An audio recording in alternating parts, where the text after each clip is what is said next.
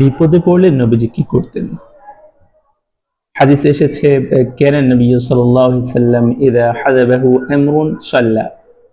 নবীজি যখন কোনো বিষয়ে বিপদে পড়তেন, টেনশনে লিপ্ত হতেন, তিনি সাথে সাথে সালাতে দাঁড়িয়ে যেতেন। কারণ আল্লাহর নিকট যত ইবাদত রয়েছে, যত আমল রয়েছে, সালাত হচ্ছে সবচেয়ে প্রিয়, সবচেয়ে মকবুল একটি আমল।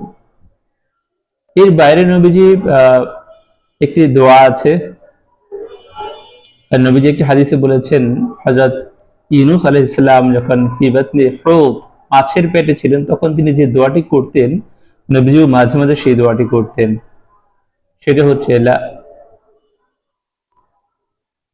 লা ইলাহা ইল্লা আনতা সুবহানাকা ইন্নী কুনতু মিনাজ জালিমিন।